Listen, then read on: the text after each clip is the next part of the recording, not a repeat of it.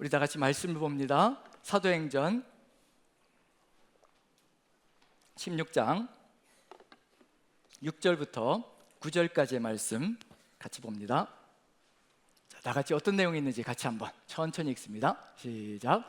성령이 아시아에서 말씀을 전하지 못하게 하시거늘 그들이 부르기아와 갈라디아 땅으로 다녀가 무시아 앞에 이르러 비두니아로 가고자 애쓰되 예수의 영이 허락하지 아니하시는지라 무시아를 지나 드로아로 내려갔는데 밤에 환상이 바울에게 보이니 마게도냐 사람 하나가 거기 서서 그에게 정하여 이르되 마게도냐로 건너와서 우리를 도우라 하거늘.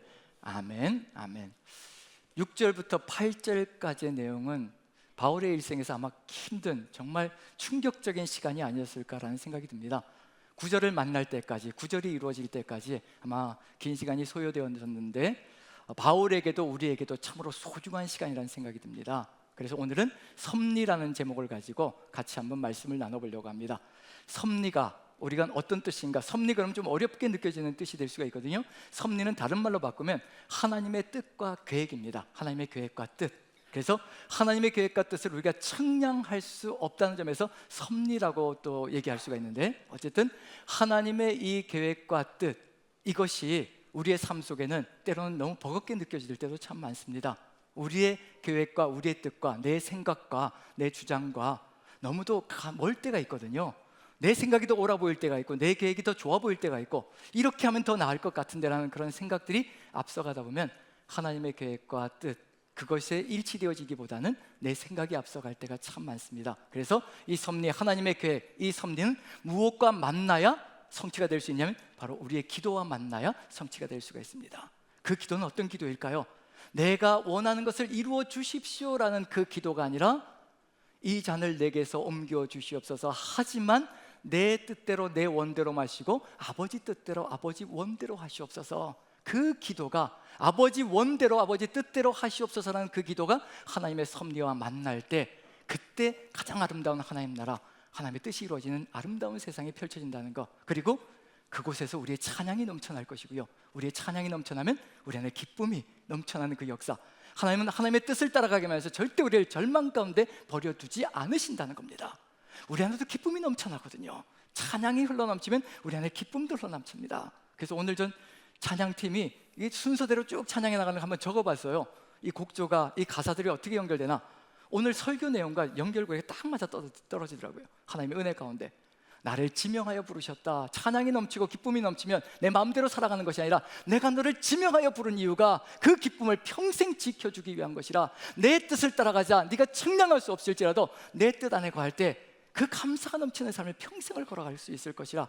전 찬양의 내용 전체가, 그리고 예수만이 소망이 되는 그 찬양으로 하이라이트가 만들어지며 우리가 주님 안에 소망을 두고 평생을 걸어갈 수 있는 그것이 바로 하나님의 뜻 속에 들어가 있다는 것을 믿습니다. 그래서 섭리가, 하나님의 섭리가, 하나님의 계획과 뜻이 우리의 기도와 만날 때, 우리의 기도는 이기적이고 자기중심적인 것이 아니라 내 계획을 내려놓고 하나님의 계획을 붙들 때, 그때 하나님의 나라가 활짝 열려지는 역사가 펼쳐진다는 얘기입니다. 여러분들에게 한번 질문을 드려보죠. 이게 쉽지 않은 삶인데, 섭리가 기도와 만나는 것이 쉽지 않은데 여러분들에게 한번 질문 드려봅니다. 여러분들은 평생에 계획 세운 대로 그대로 여러분들의 삶에 이루어졌나요?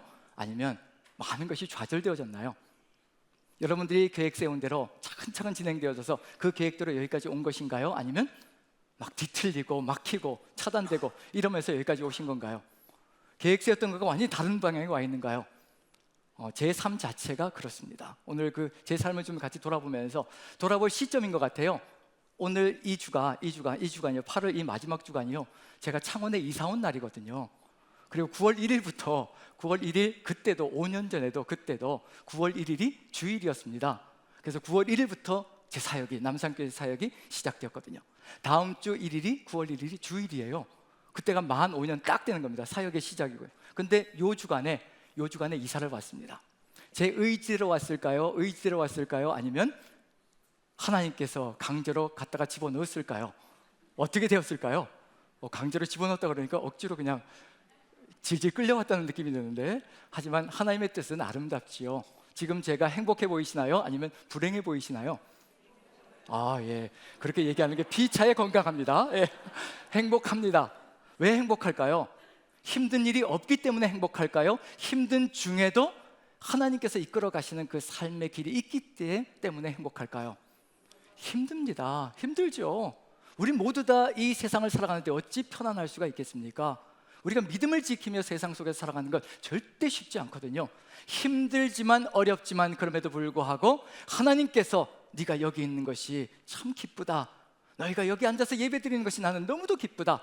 그 감동이 우리 안에 있기 때문에 오늘도 이기며 나아가는 겁니다. 순풍에 돛단 듯이 역풍을 맞으면서도 우리는 전진해 나가는 것이 우리의 삶의 모습이거든요.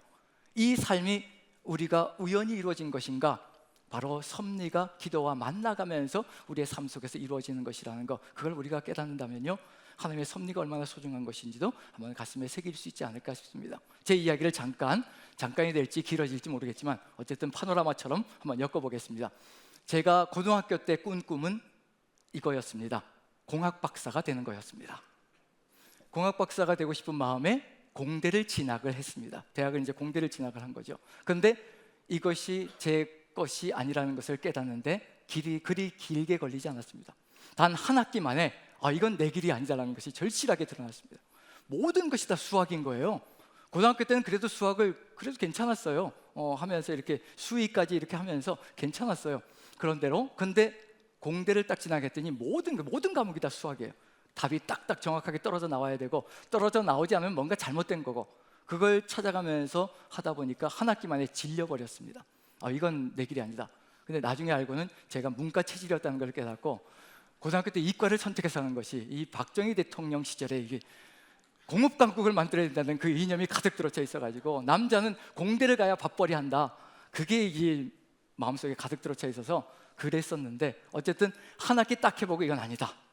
그래서 그 대학을 졸업하기가 얼마나 힘들었는지 모릅니다. 적성에 안 맞는 걸 붙들어 가야 되니까, 그래서 할 수 없이 2년 마치고는 이제 도피성, 뭐가 있을까요? 남자는 군대가 있죠. 도피성으로 군대 갔어요. 3년 갔다 오면 괜찮겠지. 저희 때는 3년이었습니다. 3년. 예, 육군이 30개월이고 공군이 35개월. 저는 35개월을 했으니까요. 3년이었습니다. 3년 마치고 오면 괜찮겠지 하고 갔어요. 근데 제대하고 전역하고 복학을 했는데 역시 모든 것이 다 수학. 이건 변함이 없더라고요. 적성에 안 맞는 거. 억지로 그래서 꽁지로 졸업했습니다. 정말 교수님 찾아가가지고 졸업시험 본 다음에요, 졸업시험에 뭐 하나도 답을 써낸 것이 없는 것 같아요. 보면서. 그래서 교수님이 불러가지고 찾아가가지고 사정사정했습니다. 졸업만 시켜주십시오. 다른 거 바라지 않습니다. 꽁지고 뭐고 다 필요 없습니다. 그냥 졸업만 시켜주십시오. 그래서 적선을 베푸셔가지고 졸업을 시켜주셨어요. 그래서 공학을 전공했다고 얘기할 자격도 없어요. 저는 공학을 전공했다고 얘기할 그 가치도 없는데, 어쨌든 그렇게 대학을 졸업하고 직장에 취업을 했습니다. 취업을 했는데 이 직장도 이 일도 제 평생에 걸어가야 될 길이 아니라는 것을 깨닫는데 딱 1년 걸리더라고요. 1년 딱 지나니까 이거 아니다. 이건 평생 해야 될 일이 아니다. 이건 뭐 직장 들어가는 게 지옥문 같고, 딱 빠져나오면 천국으로 들어가는 것 같고, 교회 지하실에 내려가가지고 퇴근하는 길에 지하실에 내려가서, 그때는 이제 청년 때 뜨거웠으니까요, 지하실 가가지고 퇴근하면 지하실 가서 1시간 정도 기도하고 집으로 가고, 그 열정을 가지고 살았거든요. 그래서 직장문 들어갈 때는 지옥문 들어가는 것 같고, 나올 때는 교회 가서 기도할 수 있으니까 그래서 천국으로 가는 것 같고, 그 삶을 살다가 하나님께 이제 마음을 주셔서 신학을 해야 되겠다는 마음을 주셔서 기도하면서, 하나님 그 길로 인도해 주십시오, 목회자가 되기를 소망합니다. 결국 하나님께서 불러주셔서 신학대학원에 진학했습니다. 대학원에 진학해서 첫 학기만 해요. 대학원에 진학해서 제가 가장 행복했던 건 뭐냐면, 그 강의실의 맨 앞에 앉았어요. 맨 앞에 앉아 있는데 천국이 따로 없더라고요. 그냥 교수님이 왔다 갔다 하면서 강의하면 그냥 눈이 계속 교수님 따라다니면서 하나라도 놓치지 않으려고, 정말 천국이었습니다. 행복했습니다. 그리고 첫 학기 딱 끝났습니다. 그리고 나서 어떤 마음의 뜻이 들어오기 시작하냐면요, 제 뜻인지 하나님의 뜻인지 어쨌든 뭔가가 들어왔습니다. 뭐가 들어오냐면, 첫 학기를 2등으로 된 거 성적표가 왔는데 2등인 거예요. 전 상상도 못할 일이었습니다. 꽁지로 졸업했는데 대학을. 그래서 2등으로 딱 한 걸 보고, 하나님 공부하는 게 너무 좋습니다. 제가 구약을 계속 공부하고 싶습니다. 그러면 다음 학기에 제가 열심히 공부를 할 테니까 수석이 되면 제가 유학 가라고 하나님께서 말씀을 주시는 걸로, 소명을 주시는 걸로 알고 유학을 준비하겠습니다. 그래서 그 다음 학기 열심히 했습니다. 어떻게 됐을까요? 수석이 됐어요. 그 다음부터 매 학기 수석을 하고 마지막에는 이제 수석으로 졸업을 했습니다. 자랑하려고 하는 것이 아니라 하나님과 함께 만들어나가는 그 시간이 얼마나 행복했는지를 좀 얘기 나누려고 그러는 겁니다. 그리고 유학을 가서 9년의 세월을 이제 보내고 돌아올 때 어떤 마음이었을까요? 학위를 받고 공학 박사가 꿈이었는데 신학 박사가 되고 그 다음에 돌아오면서 꿈은 교수가 되는 것이었습니다. 학교에서 교수가 되어서 이제 가르치는 사명으로 나아가는 것. 그래서 2005년에 돌아왔습니다. 돌아와서 강의하면서 열심히 정말 살았거든요. 하나님의 뜻을 어긴 적이 없다라고 생각합니다. 하나님 보시기에는 다를 수도 있겠지만 정말 하나님의 뜻을 찾아가려고 최선을 다해서 준비하고 최선을 다해서 강의하고 그러면서 10여 년의 세월을 보냈습니다. 2005년부터 2015년 정도까지죠.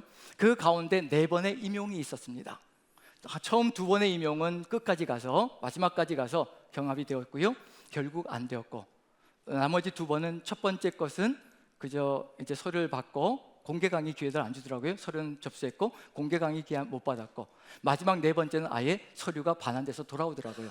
우리는 안 뽑습니다라고 돌아오더라고요. 그렇게 4번의 경험을 거치면서 안 되는 기간, 그 10여 년의 기간, 제 삶 속에서는 정말 처절한 시간이었습니다. 하늘을 향해서 울부짖으면서 왜 그러십니까 하나님? 도대체 어떻게 하라고 이러시는 겁니까? 이 10년의 세월을 왜 이렇게 고통 가운데 막으시는 겁니까? 전 바울의 심정이 그대로 이해가 됩니다. 가려고 하는지 차단시키고 또 가려고 하는지 차단시키고 하나님의 뜻을 이루지 않으려고 하는 것이 아니라 하나님의 길을 가려고 하는데도 불구하고 차단되는 그 삶들 속에서 바울이 얼마나 절규를 했을까라는 생각도 듭니다.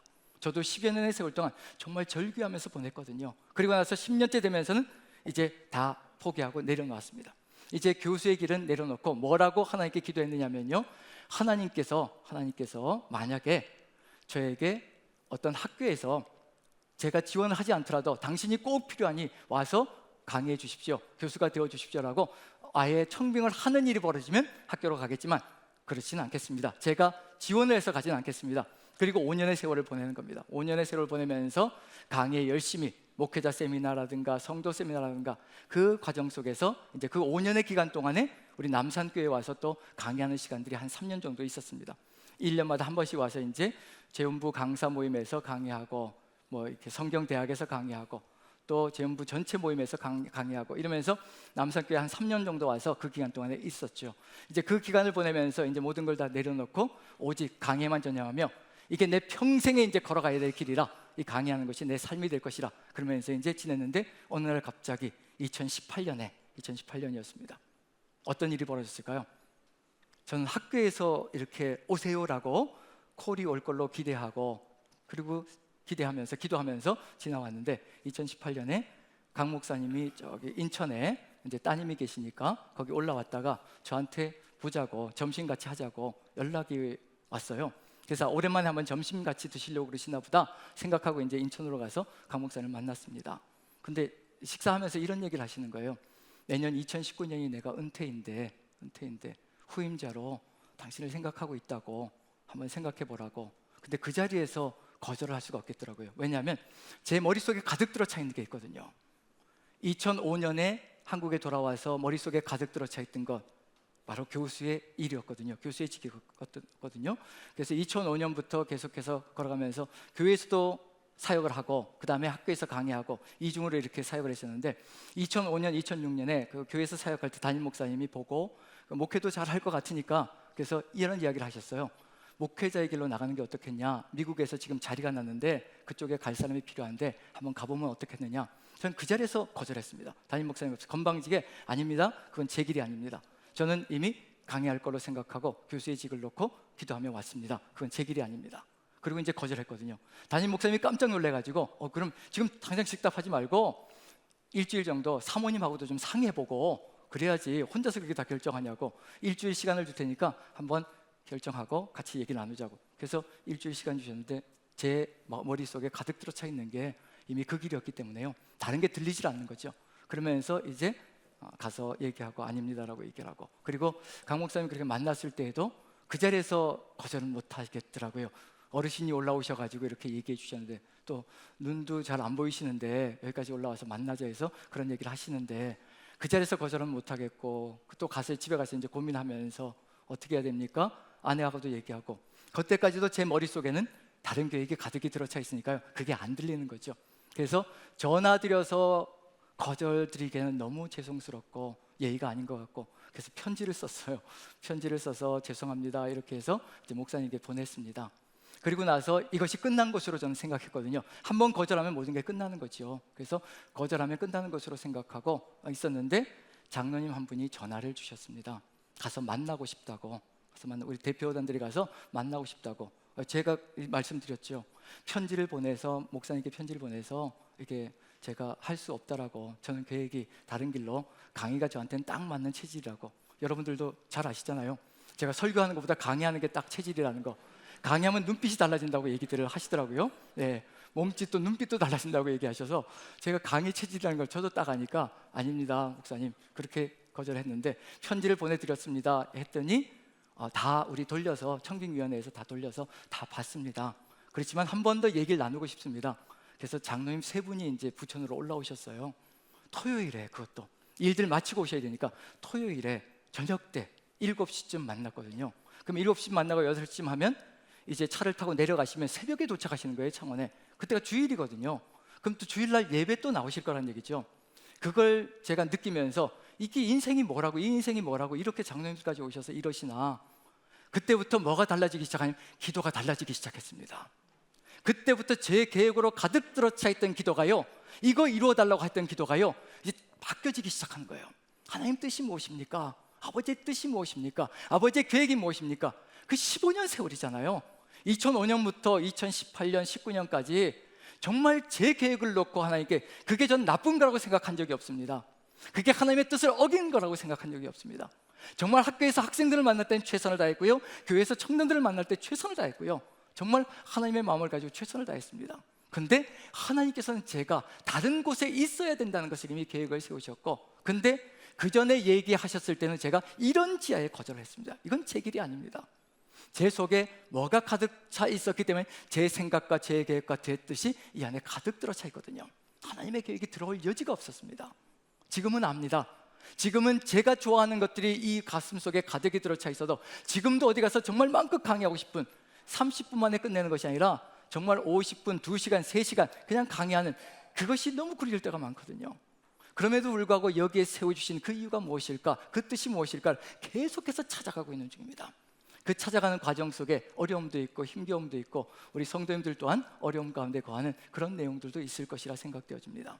기도가 바뀌면서 그제서야 하나님의 마음이 들려오기 시작합니다. 어떤 마음이었느냐면요, 요한복음 21장 18절의 말씀이었습니다. 내가 진실로 진실로 내게 이르노니 내가 젊어서는 스스로 떼뛰고 내가 원하는 곳으로 다녔으나 내가 늙어서는 내 팔을 벌리리니 다른 사람이 내게 띠를 띄우고 내가 원치 않는 곳으로 데려갈 것이라. 15년의 세월 동안 저를 훈련시키시고 다듬으셔서 결국은 하나님의 뜻을 향하여 가게 만들어 가시는 것, 내가 원치 않는 길일지라도 내가 원하는 것을 이젠 네가 했으면 좋겠다, 네가 원하는 것이 아니라 이제 내가 원하는 그 길 속에서 비록 힘들고 어려울지라도 나와 함께 이 길을 걸어가는 그 삶이 되었으면 좋겠다. 그 마음이 너무도 절실하게 느껴졌습니다.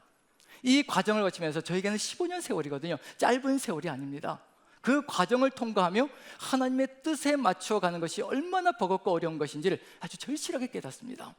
바울이 걸어갔던 삶이 그래서 이해가 됩니다. 바울의 이 과정이요, 그 과정 속에서 바울이 깨달았을 것이 무엇인가, 그리고 바울이 느꼈을 것이 무엇인가. 바울이 2차 전도 여행을 떠나면서요, 계획 세운 게 있거든요. 자기 머릿속에 가득히 채워놓은 게 있습니다. 이것을 위해서 출발하는 것이라, 이것을 위해서 가는 것이라 계획 세운 게 있습니다. 1차 전도 여정과는 약간 다른 모습들이 보이기 시작하거든요. 이게 성공적으로 나타나면 어떻게 될 것인가, 저는 거기에서 무엇이 나타날 것인가, 누구의 영광이 드러날 것인가, 제가 원하는 대로 공학 박사가 되고 그 박사의 길 속에서 또 제가 원하는 길을 걸어갔다면 그게 누구의 영광일까요? 제가 잘나서 된 줄 알고 큰 소리 쳤을 것이고요, 또 강의 속에서 교수의 직을 가면서 또 영광을 누렸다면 그게 누구의 일처럼 느껴졌을까? 제 영광으로 가득히 다가왔을 겁니다. 주님의 마음이 어떤 것인지 제대로 깨닫지 못하고 살아왔을 것이라는 얘기거든요. 그래서 바울의 이야기, 남의 이야기가 아니라 바로 이와 같은 과정들을 거쳐가며 하나님의 뜻을 향하여 나아가는 삶이었다는 것. 그래서 오늘의 이야기는 바울에게도 너무도 소중하고요, 우리에게도 너무도 소중합니다.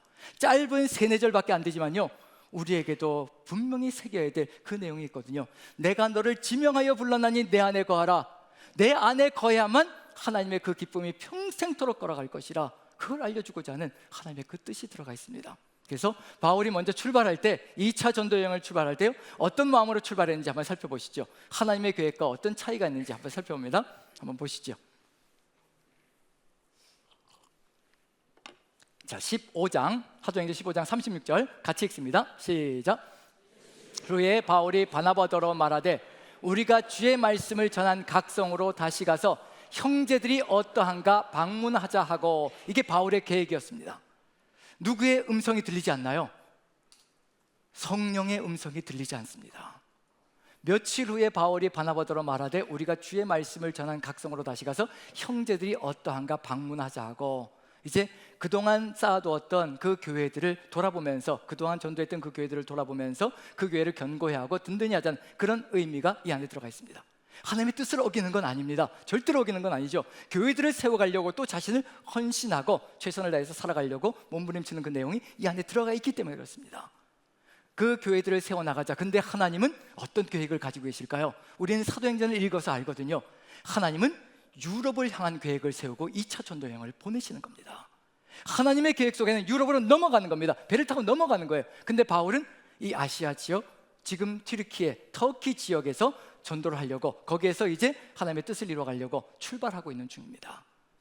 그것까지, 하나님의 그 뜻까지 만나기까지 어떤 과정들이 필요한지 그걸 보여주고 있는 중이죠. 그래서 디모데를 만나게 해주십니다. 시작하자마자 디모데를 만나는 거죠. 16장 1절부터 보면 디모데를 만나는 이야기가 들어가 있습니다. 우리는 그 속에서도 뭘 느낄 수 있냐면 하나님의 섭리를 느낄 수가 있고 계획을 느낄 수가 있습니다. 굳이 이 지역에서, 이 튀르키예 지역에서, 아시아 지역에서 복음을 전하려고 한다면 굳이 디모데를 만나게 하실 이유는 없습니다. 디모데는요, 절반은 유대인이고 절반은 헬라인입니다. 어머니는 유대인이고 아버지는 헬라인입니다. 최적화되어 있는 거예요. 헬라화 되어져 있는 세상 속에 들어가서 유대인들을 만날 때도 절반은 유대인이니까 유대인들 문화에 흡수될 수가 있고, 그 다음에 헬라인들에게도 흡수되어져서 그들도 또 이끌어갈 수 있는 두 가지 문화 속에 정확하게 적응되어져 있는 사람이 바로 디모데였거든요. 하나님께서 시작하자마자 디모데를 만나게 하신 것, 이미 마게도냐 지역으로 보낼 계획을 세우시고 섭리 가운데 만남까지도 조정하고 계시는 중입니다. 그래서 우리가 만남을 가질 때요, 그 만남 하나하나가 불필요한 만남이 없습니다. 그 다음 계획을 향해서 하나님께서 이끌어가고자 하는 그 역사가 그 속에 다 들어가 있습니다. 우리가 눈을 열어보게 된다면요, 하나님의 그 섭리와 계획을 느껴갈 수가 있습니다. 하나님은 그것을 위해서 계속해서 바울을 이끌어가고 있는 거죠. 그리고 바울이 16장 5절 보면 든든하게 이제 또 세워가고 있는 중입니다. 만약에 이 역사가 계속해서 펼쳐진다면 어떤 일이 벌어질까? 이에 여러 교회가 믿음이 더 굳건해지고 수가 날마다 늘어가니라. 이 역사가 끊임없이 펼쳐진다면 누구의 영광이 될까라는 것을 한번 생각해 봅니다. 그걸 생각해 본다면 하나님께서 이끌어 가시는 길이 무엇인가, 하나님의 뜻을 향하여 나아갈 때 새 역사가 펼쳐진다는 것을 알려주고자 하는 의미가 들어가 있습니다. 이제 여기에서 무슨 일이 벌어지기 시작하나요? 이제 바울이 여기에서 더 힘을 내어가지고 어디로 가려고 하면 아시아로 가려고 합니다. 그런데 막히죠. 성령께서 아시아에서 복음을 전하지 못하게 하십니다. 그 다음에 또 올라가서 비두니아로 가려고 합니다. 그런데도 예수의 영이 차단시킵니다. 이런 일들이 벌어지는 거죠. 무엇을 하려고 하는데요? 복음을 증거하려고 하는 거잖아요. 하나님의 뜻을 이루려고 하는 거잖아요. 근데 왜 차단시키면 막아 세우시는지 한번 우리 지도를 보시면서 한번 살펴보죠. 이게 쉬운 일인가 어려운 일인가? 거칠게 좀 파란 동그라미로 그려놨는데요. 저 비시디아 안디옥에서 이제 비시디아 안디옥까지 바울이 거기에서 이제 복음을 힘차게 전파하며 갔잖아요. 1차 전도 여행에서 거기까지 왔습니다. 비시디아 안디옥까지 왔습니다. 거기서 파란 화살표가 이제 1번으로 그어지는데요. 비시디아 안디옥에서 이제 바울이 어디로 가려고 계획을 세웠냐면 아시아 지역, 우리가 살고 있는 아시아를 이야기하는 것이 아니고요, 바로 소아시아 지역, 에베소, 서모나, 버가모, 두아디라, 라오디게아, 이 7교회가 있는 지역, 그 아시아 지역으로 복음을 전파하려고 남쪽으로 내려가려고 계획을 세운 겁니다. 그리고 어디로 가려고 계획을 세웠을 것이라고 추정되어지냐면요, 아시아의 수도가 에베소였습니다. 많은 인구가 살고 있고 유대인들의 공동체가 잘 형성되어져 있는 곳, 아마 바울은 거기를 목표로 두고 갔을 거예요. 저는 갔다라고 확신되어집니다. 아시아에서 복음을 증거하지 못하게 하셨다는 얘기는 아시아까지 갔을 것이라고 추정되어집니다. 아시아까지 가기 위해, 에베소까지 가기 위해서는요, 비시디아 안디옥에서 골로새까지 약 240km, 그 다음에 골로새에서 에베소까지 약 240km, 그래서 합이 500km 정도 되는 거리거든요. 그 거리를 갔습니다. 어느 정도의 노력이 들어갔는지 이해가 되시죠? 하루 이틀 걸리는 일이 아닐 거라는 얘기예요. 몇 주 동안의 거리를, 그 험준한 거리들을 걸어서 아시아까지 갔습니다. 근데 아시아에서 성령께서 복음을 증거하지 못하도록 차단시키십니다. 막습니다. 왜 막으실까? 어떤 사정으로 막힘이 있었는지 우리는 알 수 없습니다. 아마 이거는 우리가 천국 가서 바울을 만났을 때 도대체 무슨 일이 있었습니까? 라고 물어볼 수가 있을 거고요. 우리 궁금증들 많으시죠? 성경을 읽으시면서 천국 가서 다 물어보면 해답이 다 나올 겁니다. 그래서 바울에게도 묻고 싶은 것, 도대체 무슨 일이 있었습니까? 당신이 아파서 그랬습니까? 아니면 유대인들의 방해와 로마의 법이 막아 세웠습니까? 이렇게 한번 물어볼 수가 있을 텐데 어떤 것인지는 정확하게 이해할 수가 없습니다. 성령께서 차단시키셨습니다. 그래서 다시 어디로 올라가느냐면요, 저기 부르기아와 갈라디아 지방을 거쳐가지고 그 가운데를 거쳐서 이제 무시아로 올라갑니다.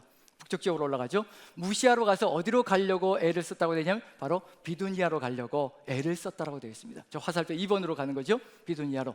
저 거리까지 이렇게 가는데 320km 정도 되는 거리입니다. 도합 다 하면 1000km 정도 되는 거예요. 하루 이틀 작업이 아니고 하루 이틀의 시간이 아니라는 겁니다. 320km를 가려고 무시아에서 이제 비두니아로 가려고 애를 씁니다. 근데 가고자 애쓰데라고 하는 것을 보면 이 애쓰다라는 단어가 헬라어로 페이라조라는 단어예요. 페이라조. 이 페이라조라는 단어는 어떤 때 사용되는 거냐면요, 사단이 예수님을 시험하다라는 뜻으로, 시험하다라는 단어가 페이라조입니다. 사단이 우리를 유혹할 때 사용되어지는 단어가 페이라조예요. 집요하게 물건을 주는 겁니다. 정말 한두 번으로 끝나는 게 아니라는 얘기예요. 사단이 우리를 유혹하고 시험하는 것은요, 절대 한두 번으로 끝나는 것이 아닙니다. 집요하게 무너질 때까지 끌고 나가는 것이 바로 사단의 시험이고 유혹이거든요. 그렇게 애썼다라고 되어 있습니다. 바울이 한두 번 노력하고 애쓴 게 아니라는 얘기죠. 끊임없이 그 길로 뚫으려고 애를 썼는데 가고자 했을 때 그 길조차 막혔다라고 되어 있습니다. 차단시키신 거죠. 예수의 영이 막았다라고 되어 있습니다. 어떤 느낌이었을까? 어떤 마음이었을까? 하나님의 일을 하려고 하는데 왜 이러십니까? 아시아에서 복음을 전하지 못하게 하셔서 이제 비두니아 쪽에서는 하나님의 뜻이 이루어지기를 간절히 소망하며 나아가는 그런 삶의 여정이거든요. 그런데 하나님께서 막으시는 겁니다. 기도가 어땠을까요? 하나님 제발 복음이 증거되게 도와주십시오. 자기 욕심을 이루어달라고 기도하지 않았을 겁니다. 하나님의 뜻을 놓고 기도했을 거예요. 하지만 자신이 세운 그 계획을 멈추지 않고 아시아에서도 비두니아에서도 제발 하나님 복음이 증거되어져서 역사가 일어나게 도와주시옵소서. 자, 만약에 역사가 일어나서 흥황하는 역사, 부흥하는 역사가 펼쳐졌다면 누구의 영광이 되었을까? 저는 이 터키 지역, 이 트리키예 지역에서는 바울 교단이 생겼을 것 같고요, 저 유대 지역에서는 베드로 교단이 세워져서 같이 갈라지는 역사가 펼쳐졌을 것이라고 생각되어집니다. 사람의 영광이 드러나기 시작하는 거죠. 내가 이렇게 했다라는 그런 자랑이 쏟아져 나오기 시작할 겁니다. 끊어버리시는 거죠. 예수의 영이 막으시고요. 이제 가야 될 길은 어디밖에 없을까요? 동쪽에서 왔지요. 수리아 안디옥에서 동쪽에서 와가지고 그 다음에 남쪽 에베소 지역, 아시아 지역으로 내려가서 복음을 전하려고 했습니다. 남쪽이 막혔습니다. 그 다음에 또 북쪽으로 올라갔습니다. 비두니아로 올라갔는데 거기도 막혔습니다. 이제 가야 될 길, 동쪽에서 와서 그 다음에 남쪽도 막히고 북쪽도 막히고 가야 될 길은 어디밖에 없나요?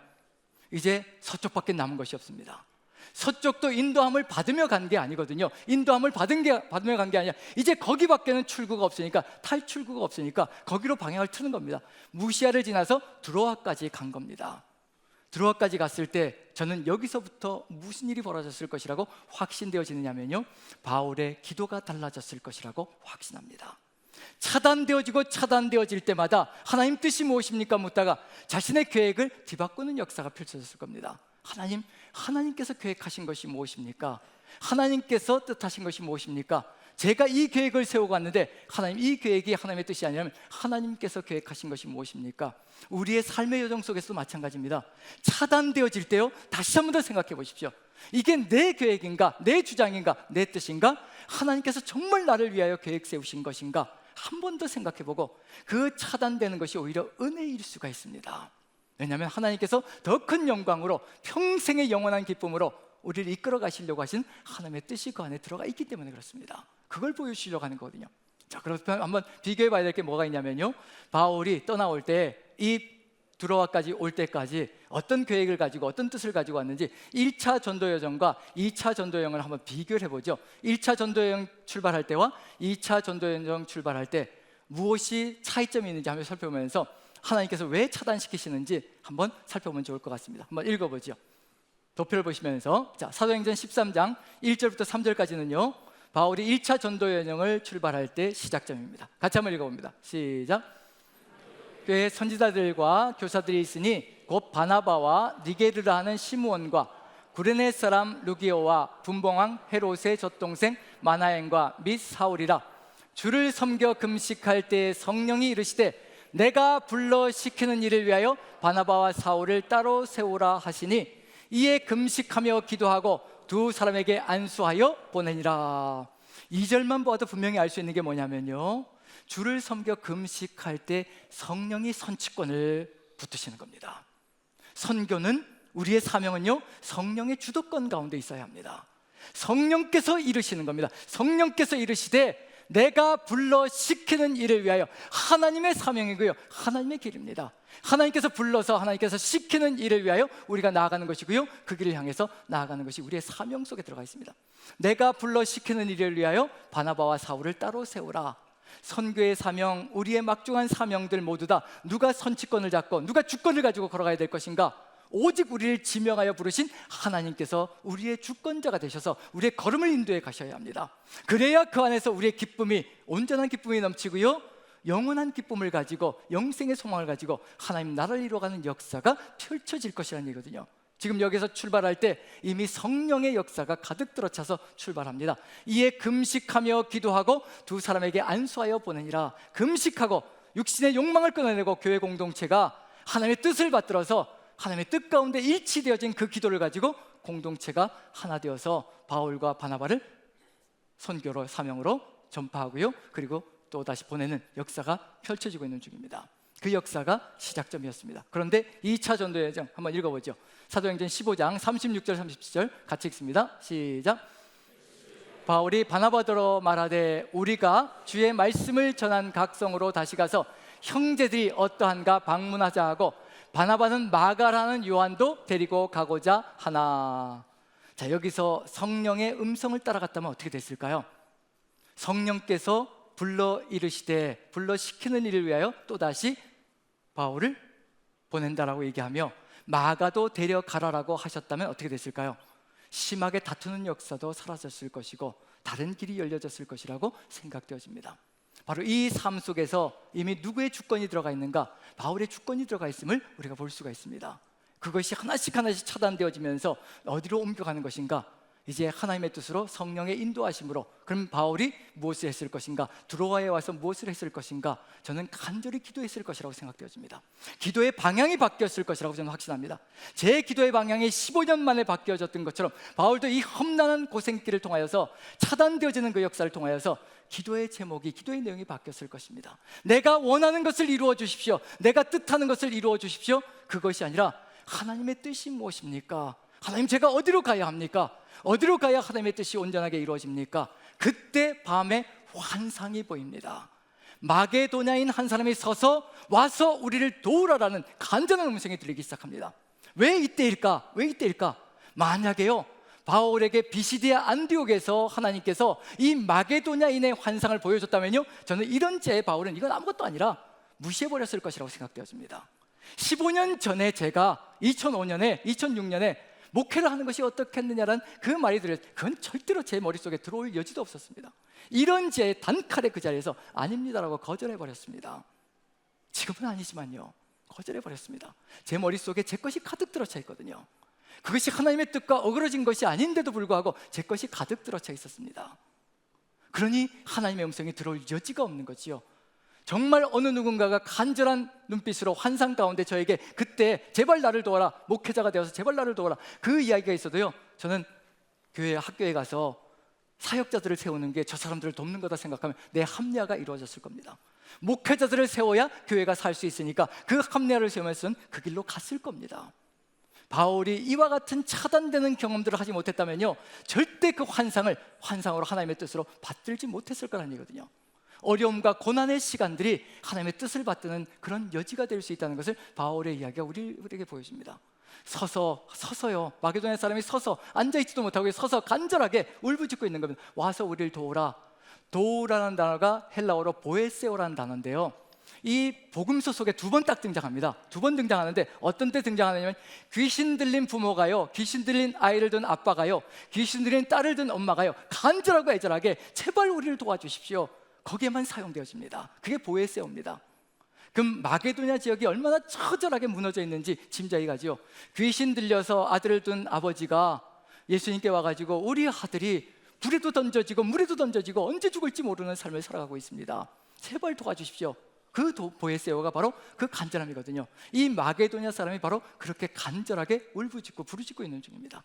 그게 들리기 시작하는 겁니다. 그게 마음에 와닿기 시작하는 겁니다. 기도가 달라지니 하나님의 마음이, 하나님의 뜻이 일치되어지기 시작합니다.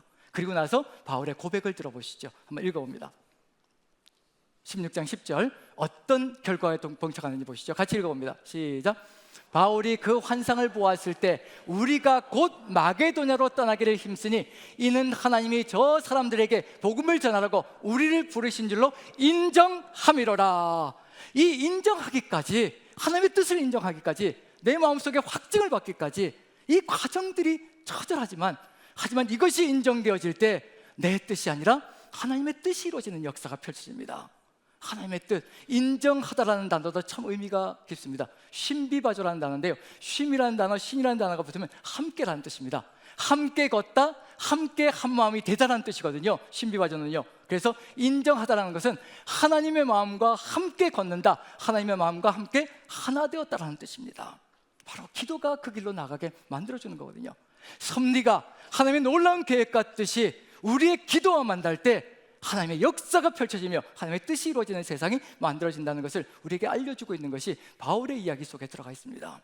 우리의 기도가 바뀌어야 합니다. 차단되어지고 힘겨운 상황들이 우리 앞에 닥쳐올 때마다 그것을 놓고 고민하기보다는 하나님께 여쭙는 겁니다. 하나님, 그 뜻이 무엇입니까? 제가 제 계획을 가지고 살아왔습니다. 하지만 아버지께서 계획하신 것은 도대체 무엇입니까? 하나님께서 계획하신 뜻이 무엇입니까? 그러면 마게도냐 사람의 환상 속에서 이제 가야 되는 것, 그걸 만나자마자 하나님의 뜻을 가슴속에 깨닫자마자 거기로 떠나기를 힘썼다라고 되어 있습니다. 우리가 하나님의 뜻을 만나게 되면요, 어떤 좌절이 와도 어떤 역풍을 만나도 힘쓰며 나가게 되어 있습니다.